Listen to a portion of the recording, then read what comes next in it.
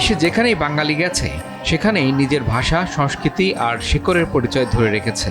সেই চিত্রই আবারও ফুটে উঠল যুক্তরাষ্ট্রের মধ্য পশ্চিমের অঙ্গরাজ্য ইন্ডিয়ানায়। নোবেলসভিলে অনুষ্ঠিত ১৬তম উত্তর আমেরিকা বাংলা সাহিত্য সংস্কৃতি সম্মেলনে মিলেছে সাহিত্য, সঙ্গীত, শিল্প আর প্রবাসী বাঙালির আবেগের এক অনন্য মেলবন্ধন। ২ দিনব্যাপী আয়োজিত এই দ্বিবার্ষিক সম্মেলন যেন প্রবাসের মাটিতে এক টুকরো বাংলায় রূপ নেয়। উত্তর আমেরিকার বিভিন্ন অঙ্গরাজ্য থেকে সাহিত্যিক, শিল্পী, শিক্ষাবিদ, গবেষক, সংস্কৃতিকর্মী এবং বাংলা ভাষাপ্রেমীরা অংশ নেন এই আয়োজনে। ভাষা, সাহিত্য, সঙ্গীত, নৃত্য ও শিল্পকলার মাধ্যমে নতুন করে শিকড়ের সঙ্গে সম্পর্কের বন্ধন দৃঢ় করেন প্রবাসী বাঙালিরা।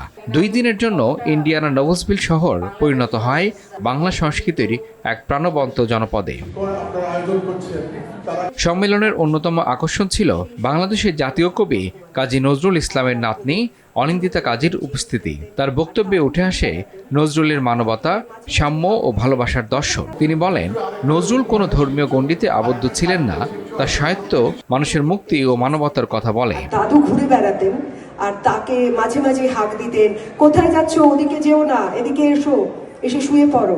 সঙ্গীত পরিবেশনায় দর্শকদের মুগ্ধ করেন কণ্ঠশিল্পী দিলশাদ নাহার কণা। তার গানের সুরে মুখর হয়ে ওঠে সম্মেলন প্রাঙ্গণ। পাশাপাশি স্থানীয় শিল্পী এমাদ রনি, আকাশ ও জনির পরিবেশনাও যোগ করে ভিন্ন মাত্রা।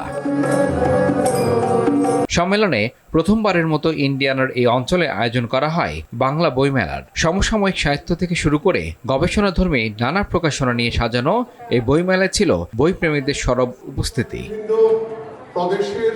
বাংলা সাহিত্য বিষয়ক আলোচনায় অংশ নেন ডক্টর মীর মাসুম আলী, আজাদ হোসেন, প্রথম আলো উত্তর আমেরিকার সম্পাদক ও লেখক ইব্রাহিম চৌধুরী খোকন সহ অনেকেই। প্রবাসীদের হাত ধরেই বিশ্বজুড়ে বাংলা ভাষা ও সংস্কৃতির বিস্তার ঘটছে বলে মন্তব্য করেন অতিথিরা। আমার জন্মের পরে আমার মা একজন হুজুরকে রাখলেন, যে হুজুরের কাছে আমাকে আরবি পড়তে হতো, তখন পাকিস্তান আমল।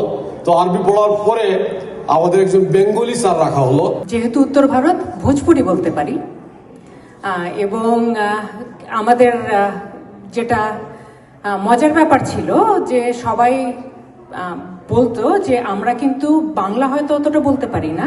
প্রথম দিনের আলোচনায় অংশ নেন সোনিয়া আজাদ, লিনা আলী, ডক্টর ওয়াকার মোয়াজ্জেম ও লিখন রশিদ। শুভেচ্ছা বক্তব্য দেন নন্দিতা দাস গাঙ্গুলি ও দিদারুল আলম পান্না। সম্মেলনের আহ্বায়ক আজাদ হোসেন সফল আয়োজনের জন্য সবাইকে ধন্যবাদ জানান। পুরো আয়োজনের সমন্বয়ে গুরুত্বপূর্ণ ভূমিকা রাখেন আজাদ হোসেন, দিলরুবা আমিন মিতা ও অঞ্জন রায়। অনুষ্ঠানে বক্তব্য দেন ভারতের কনসাল জেনারেল সোমনাথ ঘোষ। বাংলাদেশে দায়িত্ব পালনের সময় স্মৃতিচারণ করে বাংলা ভাষা ও সংস্কৃতির প্রতি তার ভালোবাসার কথা তুলে ধরেন তিনি। নতুন প্রজন্মের কাছে এই ঐতিহ্য পৌঁছে দিতে সবাইকে একসঙ্গে কাজ করতে হবে বলে মন্তব্য করেন সোমনাথ ঘোষ।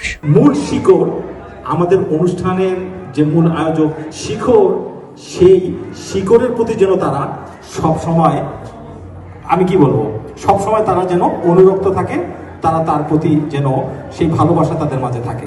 এছাড়া শিকাগোতে বাংলাদেশের অনারারি কনসাল জেনারেল মনির চৌধুরী ইন্ডিয়ানায় এমন একটি বৃহৎ সাহিত্য সংস্কৃতি সম্মেলনের আয়োজনকে স্বাগত জানান। সম্মেলনে ইন্ডিয়ানা অঙ্গরাজ্যের সেক্রেটারি অব স্টেট দিয়েগো মোরালেসের শুভেচ্ছা বার্তা পাঠ করে শোনানো হয়। অতিথিদের দেয়া হয় সম্মাননা স্মারক।